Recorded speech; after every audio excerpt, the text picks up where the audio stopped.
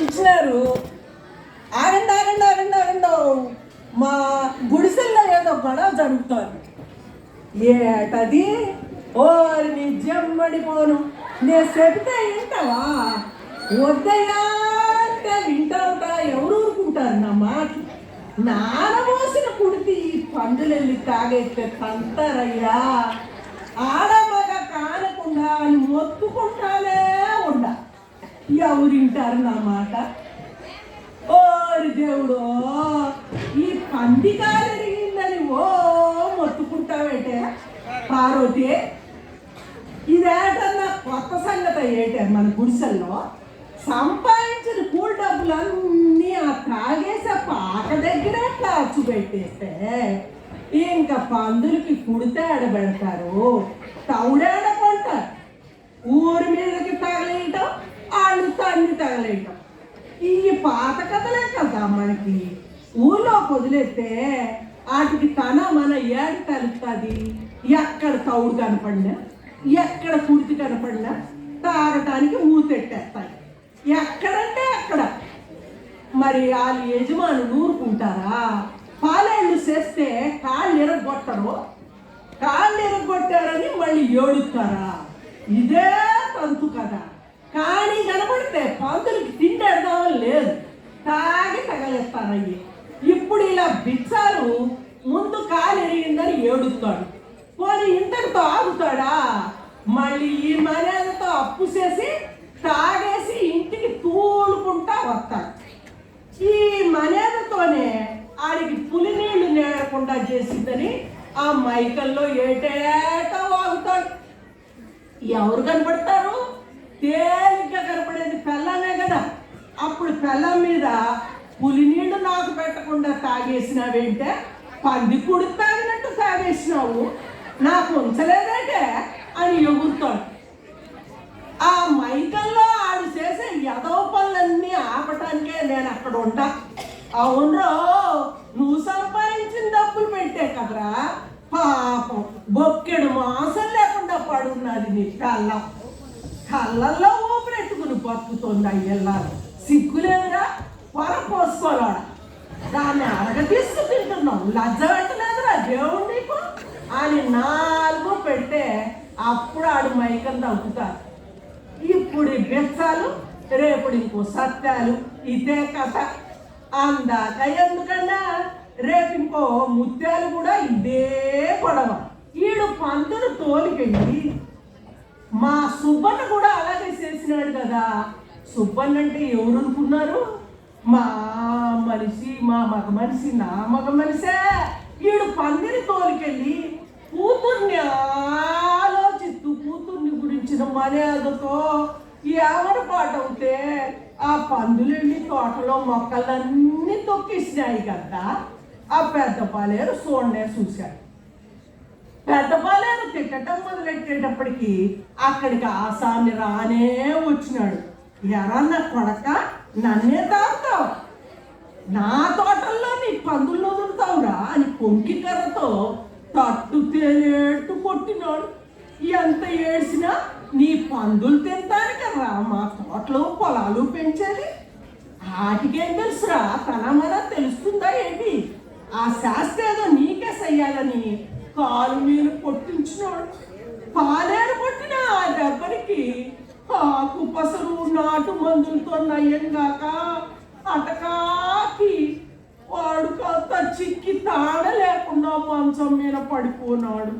తనని బామ్మనిందో కాస్త చింతకాయలతో కడుసుకురాయే అని నన్ను బతిమాలినాడు. సరే అని నేను పోయి తెచ్చేతరికే ఆడు కాస్త పైకి వెళ్ళిపోనాడు. ఇయ్యండి బతుకులు. ఇక మగ బతుకులే ఇలా ఏడితే ఆడ బతుకుల సంగతి ఏడి చెప్పంటారు. అంతా అద్దానమే. చింత సిగురు పోయటం, అమ్ముకు రావటం, కారం కొట్టడం, అంట గిన్నెలు తోవటం, నాటు మందు వైద్యంగా చేయటం, మంతరసాని పని చేయటం, తాటి చేపలు, ఈత చేపలు, బొట్టలు, పందుల్ని కాయటం. ఇవన్నీ కాకుండా మోగోడి చేత తన్నులు తింటాం. ఏటేట కడుపు తెచ్చుకుని పణాన్ని పణం పెట్టి బిడ్డల్ని కనటం. పెళ్ళాన్ని తాగి కొట్టని ఒక్క సన్నాసదం కూడా మా గుడిసెల్లో ఉండడా. అందరూ కొట్టే రకాలే. చాలా మందికి లోకులు తెలియదు. ఇంకో ఊసు మా కులపుట అలవాటు ఒకటి ఉంటుంది. ఇక్కడ ఏదో ఆడాల సభ అన్నారు కదా, అందుకని చెప్తున్నా. అదేంటంటే బిడ్డల మీద బెమలెంతున్నా కాపన చేస్తున్న పెళ్ళాన్ని ఓలిస్తే చాలండి, ఆశపడి అమ్మేసి కొనుక్కున్నోడు పెట్ట తోలేస్తారండి. ఇది ఆచారం. నన్ను అట్టాగే ఈ సుబ్బన్న తెచ్చినోడు. ఇంతింతోళ్ళు నా బిడ్డలు గోలుగోలను ఏడ్చినారు. తలుసుకుంటే గుండె సలిమంట ఎగసినట్టు ఉంటుందండి. బిడ్డల్ని మగాడు తను దేవుడు చేసుకుంటాడు. ఓరి డబ్బులుంటే ఎవడి పిల్లలైనా కోరేస్తాడు. మళ్ళీ పెళ్ళంటాడు. ప్రతి పనికి మళ్ళీ ఎదవ ఇదేస్తాను. పిల్లలేమో తల్లికి మొగమాసిపోతారు. నేను ఈ సుబ్బన్న వెంట వచ్చి 2 బిడ్డల్ని కన్నా. కొడుకు ఎంకన్నా, చిన్న బిడ్డ బాజీ గుర్తొస్తే లోపల నన్ను ఎవరు గట్టిగా వాటేసుకుని ఏడుతున్నట్టే ఉంటుందండ. బాజీ మాట, బాజీ ఊసు నాకు దుఃఖపు చెట్టు, ఏడుపు సంద్రం. దాని జీవితం ఒక చీకటి కంపండి, చీకటి కాలవ. అందరూ ఆడాలని ఓరి తక్కువైన మంచి సంబంధం తేరా మగడా అని బతిమాలిన. కానీ ఆ గుండాల కూడా ఓరి సంబంధం బాగా ఓలి కోసం ఆశపడి ఖాయం చేసుకొచ్చేసినాడు. మా వాళ్ళందరిలో పిల్లల సంబంధాలు కుదర్చుకంలో మగోడిదే పెత్తనండా, ఆడాలకి ఏమీ లేదు. ఆ రోజు సిగురు పోసుకుని వచ్చి మంచం మీద బోర్లా పడుకుని నా కూతురు బాజీ ఏడుతుంటే ఏటమ్మా ఏటైంది అని బుజ్జగించి అడిగాను. పోకిరి కుర్రోళ్ళు పొలం యజమానుల పిల్లలు జబ్బట్టుకు లాగి ఎంత గించుకున్నాయనుకుంటాగా అయితే చేసేసారని చెప్పి మా వాళ్ళందరికీ ఈ విషయం చెప్తే ఓ రోజు జాలి పడతారా, మన్నాడంటారు ఇదే తిరుగుడు కోడి అనేస్తారంట మా వాళ్ళు.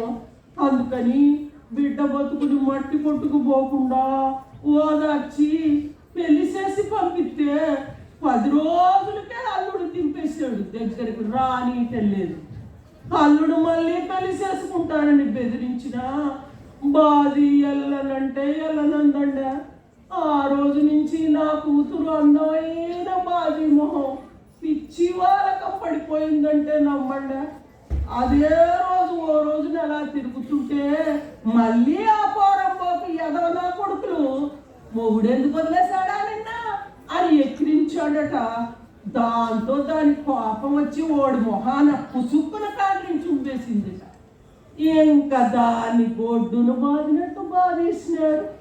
నన్ను కొట్టద్దర్రోయ్, నన్ను చంపద్దర్రోయ్ అంటూ అలా ఏడుతూ ఓ రోజు కాలంలో దూకేసి మాకెవ్వరికి అందనంత దూరం వెళ్ళిపోయినది నా కూతురు.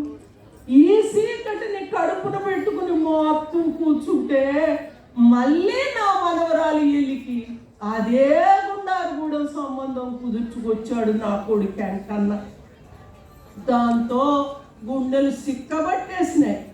నా మనవరాలు వెళ్ళి ఎంత చిన్నపిల్లో, 1 కొక్కి 2 రోలు 3 ముత్తి 4 5 బండు 6 దార అని గోళీలు ఆడుకుంటూ పక్కింటి పిల్లలతో నవ్వుతూ తిరిగేదట. ఇంటడి చాకరీ చేస్తూ వాళ్ళనా పూలనా చూసే వాళ్ళ ఎల్లికి లాక్కబెట్టి పెళ్లి చేసేసి పంపేసినాడు నా కొడుకు ఎంకన్నా. ఓలి డబ్బులు బాగా లాగేసినాడు. లాగేసి తాగుడికి పెద్ద మనుషులకి ఖర్చు పెట్టేసినాడు. ఎల్లి మొగుడికి అన్ని దురలవాట్లు ఉన్నాయండ. ఎల్లికి మొగుడిని చూస్తేనే భయం. తాగొచ్చి పశువుల మీద పడతాడు. అత్త మామ ఒట్టి పీనాసి మేళం. ఎంత పని చేసినా సరే నీకు బుట్టలు అల్లటం రాదని సత్తా ఇస్తారు. అత్త ముందు చూసారా, కొడుకు ఎప్పుడు పులింగాలి. ఆడో వాడొచ్చి పెద్ద దీన్ని హీరోలాగా కొట్టటం. ఓ పాలు ఏమైందో తెలుసా, ఆ కుడితి డబ్బా కలిపే డబ్బా కింద పడిపోయిందని ఆగమాగమ చేసేసి వాళ్ళంతా కలిసి నా ఎల్లి మనవరాల్ని చిత్తక బాధేసినారు. అలా చావు బాగుతుంటే జీవాలు అడ్డం పడి తీసుకొస్తా ఉంటే అప్పుడు దువ్వ చూసి తెచ్చినాడు. దువ్వంటే మీకు చెప్పలేదు కదా, దువ్వంటే ఎవరో తెలిసినా, నేను మంతరసాని మహాలక్ష్మిని కదా. ఒకసారి కాలుకు కట్టమయ్యి పక్కూరోళ్ళు నన్ను తీసుకెళ్ళినారు. పురుడంతా పోసేసినాగా ఆ బిడ్డని నువ్వే తీసుకుపో, కావాలంటే డబ్బులు ఇస్తాం అన్నారు. ఇదేంటి ఈ బిడ్డని నన్ను తీసుకుపోమంటారేంటి, నాకేంటి అర్థం కాల. కానీ పొన్నమి సందమాలంటే ఆ పిల్లాడిని చూసి తీసుకొచ్చేసిన, నేనే పెంచేసిన. తర్వాత తెలిసింది ఈ దువ్వ ఎవరంటే పెళ్ళి కాకుండా అమ్మాయికి పుట్టిన బిడ్డట. ఆడి తప్పే ఉంది చెప్పండి. ఆడిని వదిలేస్తే నేను తీసుకొచ్చి మా పాకల్లో తీసుకొచ్చి పెంచిన. ఆ మాటకొస్తే నేను అలానే పుట్టానట, నేను అలానే ఈ గుడిసెల్లోకి వచ్చాట. నాను ఓ రోజున పెద్ద మనసులు లేని పెద్ద మనుషుల ఇంట్లో పుట్టినాడు. వాళ్ళు నేను బుధవారం పుట్టినానని నన్ను పారెత్తే ఎవరో నన్ను పాకల్లోకి తెచ్చినారట. ఇయ్యండి మా కథలు. ఏం చెప్తాము, కట్టుకున్నాడు కన్నోడు ఎవ్వరూ కనికరం లేకుండా ఉంటే పేరు తెంచుకుని పుట్టిన బిడ్డ అయినా సరిగ్గా చూస్తాదనుకుంటే ఆ బాజీ కాస్త వెళ్ళిపోయినాడు. వీళ్ళందరికీ భారం ఎందుకని నేను 4 ఇళ్లలో బిచ్చం కూడా అడుక్కుంటున్నానండి. కానీ ఒక్కరోజు కూడా నా కొడుకు అమ్మ బిచ్చం ఎందుకు అడుక్కుంటున్నావే, నా పెడతలేవే పిండి అని అంటున్నాడా? అంటలేదండి. వీళ్ళందరూ అంతే. ఈ చుట్టూ ఉన్న ఆడోళ్ళు, మా ఆడోళ్ళు అందరి కథలు ఇదేనండి. ఓలిపిచ్చ, ఈ ఓలిపిచ్చ తగలయ్యా, ఓలిని తిరిగి ఇచ్చేయమంటే వాళ్ళు మగాళ్ళు చేసే యాసాలకి అన్ని అర్థం లేదనుకోండి. వీళ్ళు ఒకసారి ఓ గంగిరెద్దులాగా ఎగబడిపోతారు, హరికథలు చెప్తారు, బలులిస్తారు. ఆ మొగుడేదో ఉత్తరిస్తాడని వాళ్ళని ఇంకా వచ్చి రచిస్తాడని ఇక్కడ ఆడవాళ్ళంతా బెంగెట్టు కూర్చుంటారండి. ఆశపడటం, బొక్కబోర్లా పడటం. ప్రతి ఆడాళ్ళందరికీ ఇది ఒక పిక్సర్ కొండ. నమ్ముకున్నోడేమో నిలకలేడు, కన్నోడేమో కనికరం లేడు. కాసుల కోసమేమో కన్న కూతురు బాధే లేదు. ఏటి చూసుకొని బతకాలండా. అలానే బతకపోకుండా చచ్చిపోవటం పరిష్కారం కాదు కదండి.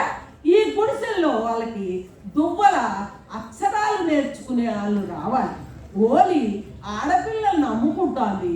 కట్టం మాత్రం అది ఏదైనా, అటు అరకట్నమైనా ఇటు ఓలైనా ఆడోళ్ళే కదండి బాధపడేది. ఎదురు తిరిగామనుకోండి, ఉసురు తీయటం, ఊరి తీయటం, నా బాజీ కూతుర్ని చంపేసినట్టు చంపేస్తారు. ఇవన్నీ ఆగాలంటే ఏడు చెయ్యాలా? పందుల్ని పెంచుతూ పందుల్లా బతకటం కాదండి. చుట్టూరా దీనులుంటే ధైర్యంగా ఎదిరించాలా. దగాపడిన వాళ్ళకి సాతనైన సాయం చేయాలండ. నాకు వచ్చిన విధి ఇదే. అందుకని నేను పెంచిన దువ్వకి ఓలనేది లేకుండా పెళ్లి చేస్తానండి. నాకు శాతనైన సాయం నేను చేస్తాను. అంతే.